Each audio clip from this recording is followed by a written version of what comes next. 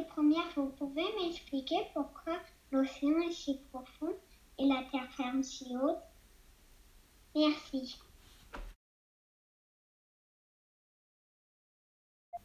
En dessinant un profil de dénivelé, grâce à une application, on peut voir que cette croûte traverse deux domaines, un domaine océanique et un domaine continental. Sur le domaine continental, on peut observer différents reliefs, les montagnes, les plaines continentales et le talus continental. Bien qu'il se trouve sous le niveau de la mer, il appartient au continent.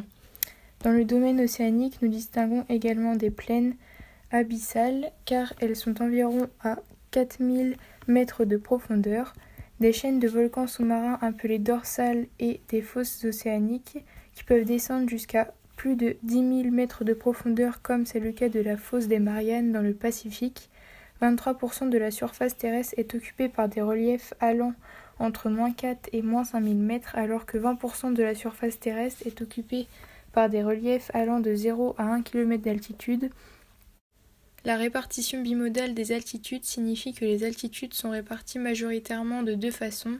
Les continents ont des altitudes plutôt élevées, donc des reliefs positifs avec une moyenne de 300 mètres, et les océans ont des profondeurs importantes, donc des reliefs négatifs avec une moyenne de -4800 mètres. Nous avons donc plus de reliefs dans les milieux océaniques que de reliefs en milieu continental. En raison de la présence de deux reliefs majoritaires sur la planète, nous parlons d'une répartition bimodale. Des reliefs bi pour deux et modal pour mode, donc deux modes de relief. C'est parce qu'il existe deux grandes catégories de croûtes, les croûtes continentales et croûtes océaniques, et que ces deux croûtes n'auraient pas les mêmes caractéristiques. On peut donc imaginer des compositions chimiques différentes, donc des roches différentes et des densités différentes, et on peut supposer que la croûte océanique ayant beaucoup de reliefs négatifs est une densité plus élevée que la croûte continentale. La croûte continentale présente une hétérogénéité verticale où on y trouve différents types de roches. D'abord, les roches plutoniques ou intrusives, qu'on appelle également roches magmatiques.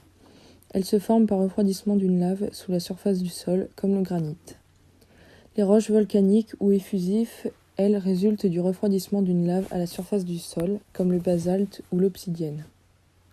Ensuite, les roches sédimentaires se forment à la surface de la terre, comme le calcaire ou le grès.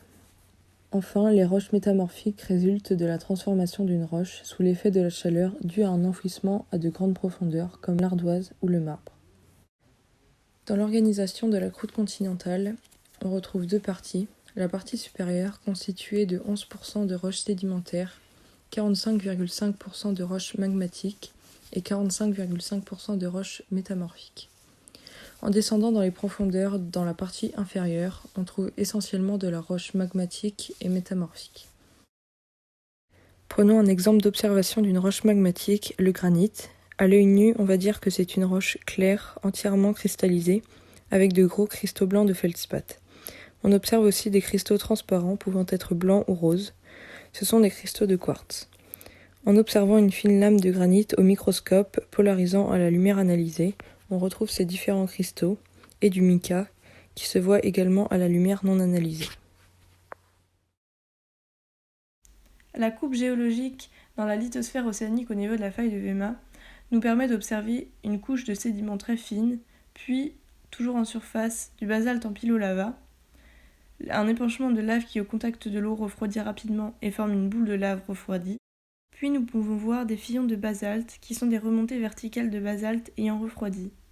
Ensuite, nous avons du gabbro, et enfin de la serpentinite qui est de la périodite modifiée par métamorphisme, c'est-à-dire une transformation à l'état solide de la roche. La partie de la coupe géologique entre la couche de sédiments et le gabbro appartient à la croûte océanique, tandis que la serpentinite appartient au manteau supérieur. Les roches caractéristiques de la croûte océanique sont le basalte et le gabbro, qui sont majoritaires en profondeur. Ce sont des roches magmatiques, issues du magma, et organisées de minéraux en basar. Le gabbro et le basalte possèdent les mêmes compositions chimiques et minéralogiques. Elles possèdent du pyroxène et du feldspath. Cependant, elles sont composées de textures différentes. Le basalte est une roche volcanique ou effusive, de texture microlithique. Elle ne possède pas ou peu de grands cristaux, mais seulement de petits cristaux, car la lave a refroidi en surface et donc rapidement. Peu de cristaux sont visibles. Les cristaux verts sont appelés olivines, ce sont des cristaux typiquement océaniques. En revanche, une partie de la lave n'est pas cristallisée, c'est la mésostase. Nous observons une lame de basalte au microscope à la lumière analysée. On retrouve des cristaux d'olivine, du feldspath ainsi que du pyroxène. Le gabbro est une roche plutonique de texture grenue. Les minéraux sont bien visibles et jointifs car la roche a refroidi lentement et en profondeur. Elle est constituée de cristaux. En noir, on voit le pyroxène et en blanc, le feldspath.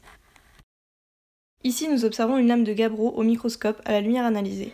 On peut voir des cristaux d'olivine, peu communs, du pyroxène ainsi que du feldspath. Dans cette partie, nous parlerons des caractéristiques différentes des roches. Il existe 3 grands types de roches, les roches magmatiques, sédimentaires, métamorphiques, toutes liées entre elles. Si l'on commence avec du magma d'une composition chimique quelconque au contact de l'air, de l'eau ou divers fluides, il va se refroidir petit à petit, produire des cristaux qui vont s'assembler entre eux pour former la roche magmatique. Elle va ensuite être remontée à la surface et faire face aux différentes intempéries. Elle va donc se fragmenter et être dispersée un peu partout, avec le vent, la mer, ruisseaux, ou etc. Mais il faut qu'ils soient assez légers. Si elles arrivent dans un lac par exemple, elles vont s'empiler au fur et à mesure pour former une couche. La pression va donc augmenter, mais la température de la couche va augmenter aussi.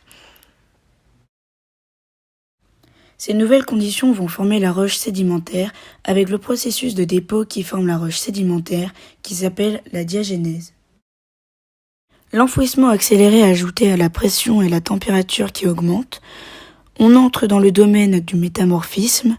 Les minéraux moins stables vont se retrouver comme fondus puis se recristalliser sous la forme beaucoup plus stable à ces conditions. La roche devient donc métamorphique. D'un magma, on passe à une roche volcanique qui va se fragmenter, déposer dans un milieu et former une roche sédimentaire. Elle va s'enfouir encore, n'étant pas adaptée, elle se transforme et devient une roche métamorphique. En augmentant encore plus, la roche va refondre et devenir magma et le cycle va continuer.